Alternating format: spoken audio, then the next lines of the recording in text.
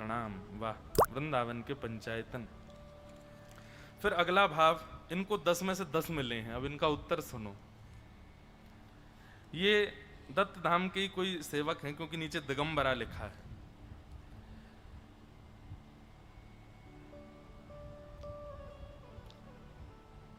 सूर्य से हमने एक बहुत अच्छा गुण सीखा। आपने बड़ा लिखा, लेकिन मैंने उस सूत्र पर हाईलाइट किया है। क्या? कि सूर्य जगना सिखाता है। सूर्य का प्रकाश सबको जगाने के लिए ही होता है। एक बार को चंद्रमा आते हैं तो वो आपको एक बार को आलस्य में ले जाते हैं, एक बार को शयन के लिए तत्पर कर देते हैं कि अब सो जाओ, आराम करो, विश्राम करो। पर सूर्य का जो प्रकाश है, सूर्य का जो उदय है, वो संसार के प्रत्येक जीव के लिए, चाहे वो चिड़िया हो, चाहे वो जीव जंतु हो, चाहे वो मानव हो, सबको जागृत करने के लिए होता है। मानव को सीखना चाहिए कि सूर्य के समान बने, जिसको देखे उसको जागृत अवस्था में ले जाने का प्रयास करे। हमने ये सूर्य से सीखा।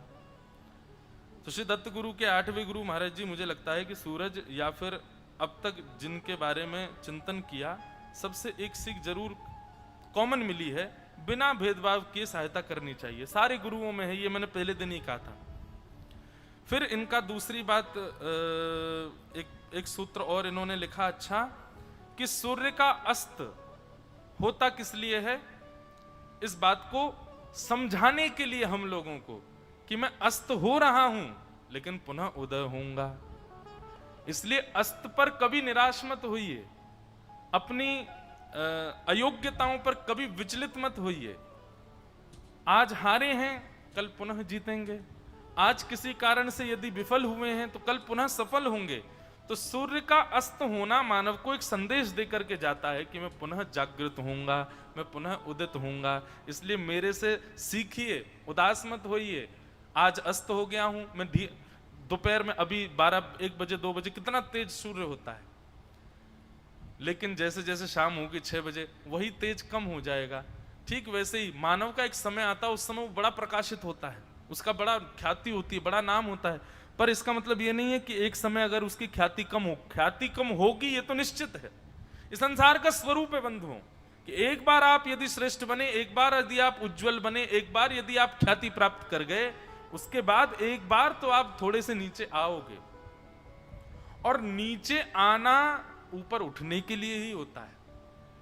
अब इसको आप किसी भी रूप में लो, ख्याति के रूप में लो, पारिवारिक किसी काम के रूप में लो, भक्ति के रूप में लो।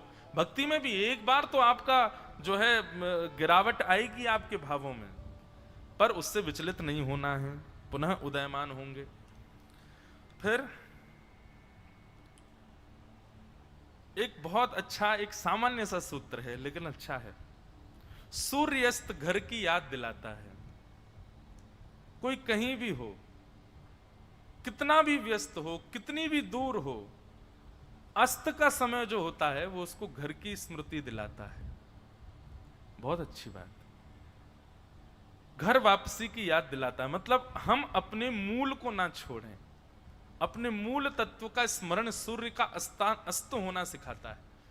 कोई कॉलेज जाता है, स्कूल जाता है, ट्यूशन जाता है, जॉब पर जाता है, बिजनेस करता है, कहीं बाहर घूमने जाता है, सबका रहता है दिन भर घूमेंगे, शाम होते ही वापस घर आएंगे। मतलब